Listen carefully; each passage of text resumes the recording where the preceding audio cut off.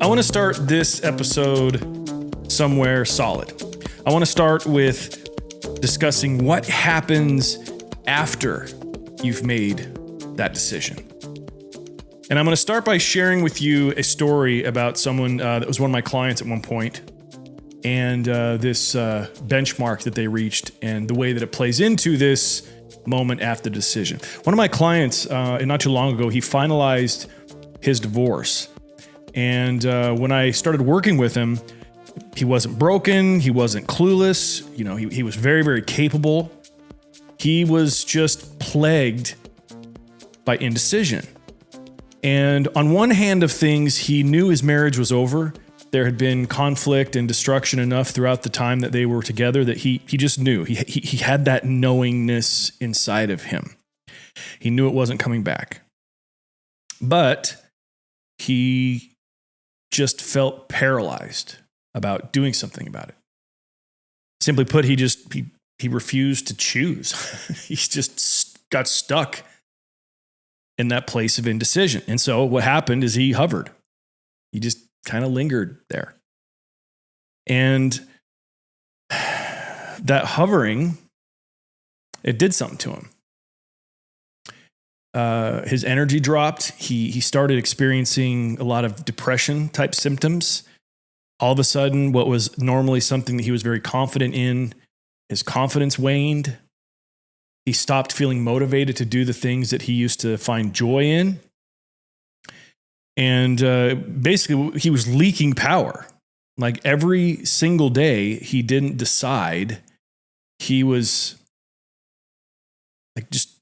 like I said, leaking power. It just would take it out of him. And here's the part that most people don't expect. The moment that his divorce was actually final, it's not that his life all of a sudden got easier or simpler, but he did. You know, when I go back and I look at the entire time of spending with him, there were these different sort of benchmarks.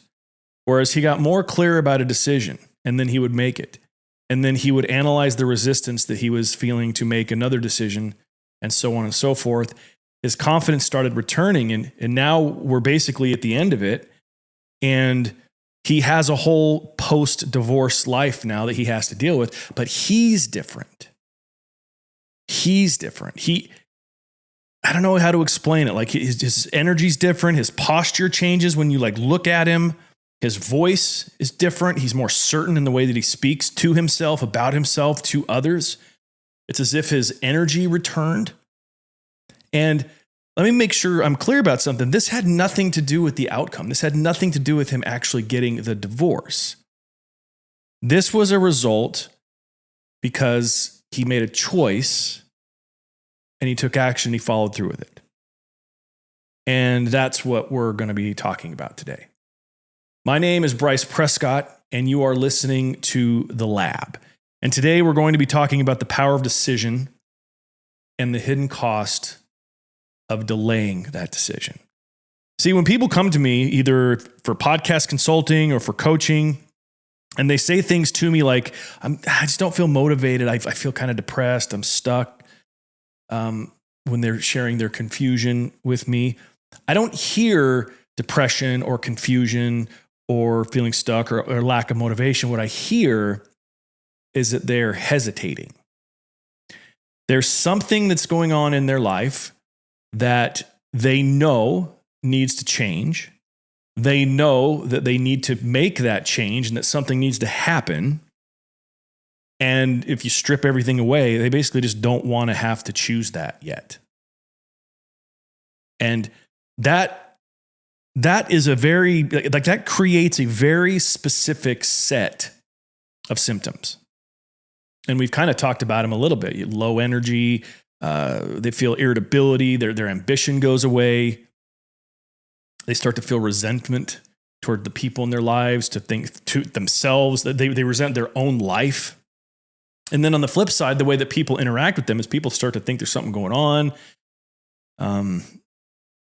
And while that is all true and real, and for those of you that have that lived experience of seeing others in that place, as well as being that person where you're experiencing those symptoms of low energy and depression and all that, The real diagnosis of all that is that it's actually that they just need to decide something. Nothing has been decided. Their indecision it's not dramatic for them. It's not some sort of poison. It's just a dulling agent. It's the emotional equivalent of just standing there while your engine's running. You're just letting it run. And over time, that's just not good. So let's break this down, because as we talk about it, it means one thing, but there's some actual science here to consider when it comes to what's actually happening. See, simply put, your brain doesn't like open loops. When something important is unresolved, what happens is your mind will keep it active in the background. Like it's constantly there, scanning, revisiting, evaluating, like literally like a program that's running in the background of your computer. You're hearing the fan turn. You don't know where the energy's going, but it's always there. That's basically, with us and the way our brain works, what happens when we have an open loop. And that background, the processing of that background and the energy of it, it's costly. Like it's really draining, because even though you feel this lack of energy, it's not like you're busy, but you just feel the weight of it. And that's why people say, I'm so exhausted. I'm tired. I haven't done anything, but I'm still tired. It's because, simply put, your system, it's working overtime, trying to keep the energy necessary for that loop to be closed at the proper time. It's very predictable, actually, when you get into the brain science of this. Very simple. Like I said, the brain doesn't like open loops. When there's an open loop, it keeps resources available to make sure that it can give time, attention, and energy to that open loop. But in order to keep that open loop and the resources available to help it, it drains you of resource. Like how ironic is that? And now I want you to imagine that with like multiple decisions that you haven't made. Like let's say, for the sake of description here, you have an undecided life. There's a bunch of decisions that you haven't made. You're just kind of in limbo. You're hanging out. You got all these programs running at once, and they're draining you. All those closed loops. I mean, your proverbial battery is going to be down to nothing before too long. And unfortunately, that isn't changed by your mindset. No amount of mindset work can actually make that decision for you. That's mechanics. Like, you are the one that's required to make that decision. Now, this is where I want to be careful, but I want to be really honest as well. Because a lot of people, a lot of what people label as depression isn't sadness. It's a legitimate like depression. There's downward pressure, but it's basically stagnation is what it is. It's the grief of knowing a life is waiting on the other side of that decision, but you just won't make the decision yet. See, grief is the applicable word. Like, we experience grief. A lot of things are actually grief that we label other things. Grief is basically when you don't have a place to take the energy. So like when you lose a loved one, for example, that grieving process, it's not that your love has gone away for them. It's that you don't have any place to put it now. And that deficit creates that feeling of grief. The same thing happens in this decision fatigue type issue where, like, there's a decision to be made, but now all that tension and anxiety doesn't have a place to go because you're not making the decision. It's stagnation. Like I said, it's the grief of knowing that there is something else waiting for you on the other side of that decision, and you just won't make it. You're not mourning what you lost. You're mourning what you won't choose. Because the moment you choose, you then get to access all that other stuff. And now you have this desire to experience all that other stuff, whatever it is that's on the other side of the decision.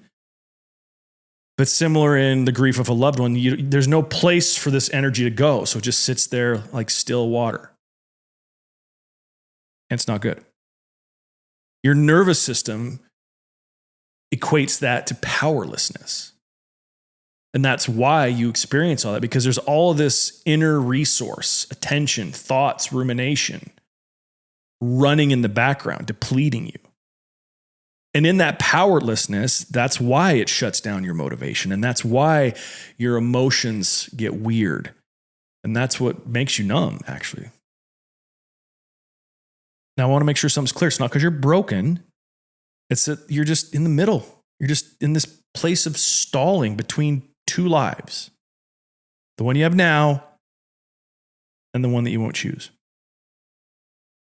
The reason why this is coming up for me is because as I review my life in the last several decades, really, I see specific moments where I've lived this over and over again. More than I care to admit, but I'm an open book here. So I want to share the things that are important to help you as you listen to this to avoid some of the things that I've dealt with myself. There have been seasons of my life where I have delayed decisions and then I got angry about it. I remember one of the biggest battles I had with God was because of that. I had been praying very specifically for guidance on a very important decision that I was going to make for my life. And I would get these different answers from God, and sometimes these answers would contradict themselves. One would be one way, and then it wouldn't happen, and then it'd be the other way, and it wouldn't happen. And I would sit here in the middle of it going, what the ever-living fuck? Like, what is going on? And it made me resent God, actually. I was not only angry at my own circumstances, I got angry at the timing of everything. I was pissed off at God because I wanted clarity first. I wanted to know the outcome first without having to risk the making of the decision and the taking of the action. I wanted a guarantee before I could do that, before I was willing to do that. And that's just not how life works. That's not how your brain works. That's not how spirit works. And what I slowly learned, and this was a very painful, over and over again learned lesson, was that I was asking God to micromanage my life. Now, as I use the word God, you can use the word manifesting, you can use the word universe, whatever that thing is and however you label it, that's that force that's bigger than you, the idea that's bigger than you, that's what I'm referring to. God wasn't going to sit there and micromanage my life. How could he when I was the creator of my life through these decisions? He was never going to tell me what move to make next. He just wanted me to choose. And in that choice then, it didn't have to be a perfect choice and it didn't have to be without fear and it could have been clunky. It didn't matter. But honestly, that's where I learned the guidance comes. If you're seeking guidance outside of like from a spiritual place, it comes far less easily before you make the decision and way, way easy after. And that's where I had it wrong in several of the decisions that I have delayed in that way, is that I was chicken. I didn't want to make the decision because I was scared of the outcome. It was going to require something of me that it wasn't easy. It was going to require a level up of me, a growth of me. I was going to have to expand my capacity. It scared me. The risk was there. That scared me. And so I wanted some sort of assurance on the front side, and it never came. And it wasn't until after I made those decisions and walked out of the light, so to speak, into the darkness, that the light shifted, and now I was no longer in the darkness. If that makes sense. That's how I got relief. That's how I got my answers, that I allowed myself to realize God's not here to make every choice for me. He'll be there once I choose to help me make sure I've got what I need at that point. And I recognized as I evaluated my own experience, that was what was happening in those moments. I was not left alone. I had connection to spirit. I had the ability to think and to discern, to help myself make the best choice. But I was never given the nudge. I had to be the one to do it on my own. Now, that reframe Well, actually, let's talk about that. See, here's the reframe, the specifics of that reframe that changed everything for me. Choice is not just practical. I'm going to do that because it makes sense. That's logical. It's an existential thing. Choice is existential. Agency is how we as human beings regulate ourselves. We have the ability to choose, and then those choices come with consequences. There is a direct line. When you make a choice, it has a consequence. And your nervous system calms it down when it senses a direction. The psyche then stabilizes when it senses ownership. So there's these layers inside of us that make it to where once we make the choice, we start moving in that direction, that the calm starts to come in. And that's why even seemingly massively big, painful decisions even can bring relief. It's because the hardest part to deal with all of this is the ambiguity. It's being directionless. It's being in concept. Well, I know what I want to choose. I have an idea of what it's going to be. I'm not sure. But by staying there in the middle, it's an ambiguous place, and it will not bring peace. In fact, the longer you stay there, the harder you make it on yourself to ever have the courage to make that decision. See, in my case, it wasn't that God was withholding answers. He was just waiting for some movement by me to go in a direction. And the decision was the act of faith that I needed to do. And the action was then that faith embodied. I was in motion. All of those things are connected. The action, the decision, the motion, the belief. But it all starts by making the choice. Now, in this, though, there's a lie that exists about motivation. There is a motivation lie. And that is that most people are waiting for motivation before they make that decision. They want that fire in their belly. They want to feel that sort of pull towards that thing. Motivation doesn't work that way. That's backwards, actually. See, motivation follows the decision. The actual sequence looks like this. You start with your decision. You then take ownership of that decision and you take action then. You have movement.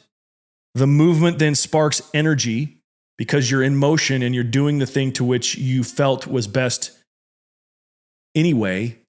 And that then increased energy creates motivation. So decision, ownership, movement, energy, and motivation. Now, the anecdote to this, the way to lose it all is to wait. Waiting is what drains your power. Choosing generates it. And to go back to the story about my client, that's why he felt better once he kept making those decisions and taking action and making those decisions and taking action all the way up to the point now to where his marriage and his divorce is final, and he is experiencing a different level of emotional ease and relief in his life because now that has been put to bed. There's no more encumbrances. If he was to choose to get into another relationship, he's got the legality of his divorce final so that everything in his business can be what it needs to grow. He knows what he's on the hook for with the terms of that divorce. He has peace, but he was scared to do it. And after he did it, this happened. His agency returned, and that gave him fuel. Now, here's the unspoken truth in all this, is that a wrong decision that you take ownership of is actually far more powerful than a delayed perfect decision. See, let's make this real. Here's where people delay making decisions most. There's just a couple of them. They stay in relationships that they're checked out of emotionally. They tolerate boundaries that they resent. They wait to change their career until it's too late and they've already outgrown what could have been. They refuse to step into a new version of themselves because they're scared of the effort that it would take. And another one is that they keep their options open to avoid disappointing others. They're really lacking commitment. They're a nice guy, as they're called. And in each one of those scenarios, the body always knows the difference. Like your nervous system knows before your mind will even allow you to admit that you're wrong. I want you to consider that. Your nervous system, your body, the way that it feels, anxiety, fear, depression, it's telling you that even before your conscious mind is connecting the dots to know what's going on. I've talked about that a lot on this show, that your emotions are just signals. They're transmitting something out there for you to interpret. And in that interpretation is an answer. It's kind of crazy. Now, here's where I want to land on this. Let's do a little bit of auditing, right? If you're listening to this and you made it this far, thank you for being a part of the lab here with me. I want you to consider, ask yourself, like check in with your body right now. Do you feel tired? Do you feel just flat, unmotivated? Do you feel disconnected in your life?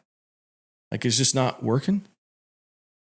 Now, before you decide what that means, I want you to ask yourself a simpler question. And that question is this: what decision am I avoiding? Pretty simple. What decision am I avoiding? What decision have I been unwilling to make? What decision am I scared of the consequences of? What hard conversation am I unwilling to have? What action am I unwilling to take? What decision have I been avoided? What choice have I delayed that's costing me every single day my energy, my peace of mind, my motivation? The crazy part about this conversation is that it doesn't take certainty to choose. You just have to have the capacity to choose, which is your agency. And every human being has agency. You can choose right now. You don't need permission. You don't need ownership. You have those things. It's you. No one is sitting here waiting to tell you what to do. It's just time for you to act. Because your decision doesn't guarantee your success, but it does guarantee movement. And there's power in movement, and there is ease in movement. There is enlightenment. There is relief in movement. The movement is the point. Because one of the unspoken and misunderstood parts of the law of attraction, for example, is that you have to be in motion for it to work. If you have a desire to attract something into your life, you have to be in motion towards that thing for the arrangement of the parts and pieces necessary to make that thing show up in your life. And so, simply put, movement is the linchpin. And the doorway into your movement, or another way to say movement is taking action. The doorway into that movement of taking action is a decision, is a choice. And that is about as real as it gets. You choosing that and allowing movement, it will give you back you. Or even better, it will help you to finally know you, to feel at ease as you. It will help you to relieve yourself of the need to impress everyone, to take action for other people's needs and not your own. It will allow you the strength to finally put yourself first. It's a yin and a yang. It's a chicken or the egg, but it starts with the decision. The decision is the doorway into the movement. And so in the answer to that question that I posed to you, what decision are you delaying? What decision are you avoiding? Look at it with reality, with discerning eyes, with critical perspective. Choose, take action, own it. It's pretty on point. Now, if there's one thing that I want you to take from this episode, it's this. that indecision is not a neutral place. Every day you delay choice, you're spending energy protecting a life you already know you're not going to live. And that cost shows up quietly. It's in your motivation, it's in your mood, it's in your sense of direction. You don't feel lost because you lack information. You're feeling heavy because you've been carrying that unanswered question for too long. Most people aren't waiting on clarity. They're waiting to be relieved of their responsibility. They don't want to be on the hook for the decision. And that's an impossible way to live. It doesn't work that way. God is not going to micromanage your next move. He's not going to give you certainty first. He's waiting for you to choose and to take ownership of your life and the consequences of your choices. And then providence will show up, because it feels like abandonment before that, but it's not abandonment. Consider the fact that God is respecting you to make a choice, regardless of which choice you make, because he's already given you the power of agency to do so. It's in your agency that you get your power back. A decision doesn't guarantee the outcome that you want, but it does restore something more important. It activates your self-trust. It gives you direction again through momentum and energy. And you will feel it immediately, not because life will get easier, but because you stop leaking power. And that's the whole point. So here's a question that I want you to sit with as we adjourn. What decision are you avoiding that in your body you already know the answer to? You don't need to choose perfectly. You don't need to overanalyze and ruminate about every pro and con. You know. Trust yourself to know. And then just choose honestly. But choose. And watch what comes back online for you in your life. That's all I got for you guys today. This is The Lab. There's, of course, an invite for you to join me on my weekly coaching group called The Lab as well, where we dive into the reality of all those things, working through them as a community. If you want to check out what that is, just DM me the word lab on my Instagram account or go to lab.bryceprescott.com. And there's a mechanism there to get you invited. What I hope you take from this today is just choose. Make the decision. Do the thing you need to do. And watch how everything will change for you in a beautiful way. This is The Lab. I'm your host, Bryce Prescott. And like I always say, until next time, take it a day at a time. I'll see you.